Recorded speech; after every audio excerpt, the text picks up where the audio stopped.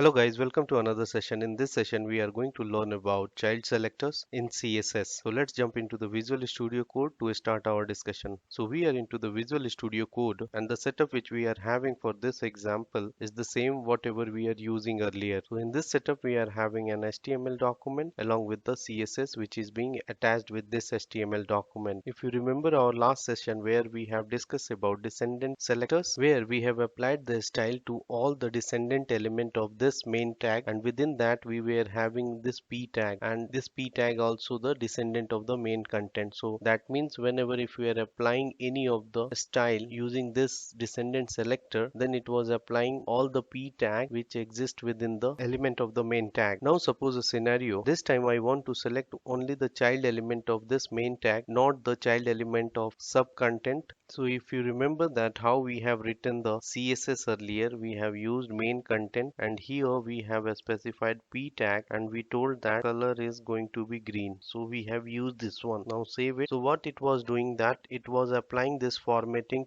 to all the p tag whichever is the descendant within this main content. So in that scenario, the child of this main content is p tag, and the grandchild is also a descendant of the main content. So in this case, it is applying the formatting or say styling to each of the descendant which exist within the main content, which is a p tag. So let's run it. Click F1, select this one, and it will give us option to open in browser. To open in browser, to see here, it has applied styling to all the p tag, but we don't want this output. We want that all the p tag which exist within the main content, or say all the tag which is a child element of type p tag, but our requirement is we want to apply a styling to the child of main content. I want to apply the style to all the child element which is a direct child of the main content, not the grandchild. So how we can do this? So we can achieve this with the help of child selector, and we can write the child selector like this. We need to specify the greater than sign, and this will select only the p tag which is child of main content. So let's open the browser and see the output. So see here, you will find that now this more content is not coming in green, only the p tag which is a child element of the main content is being green,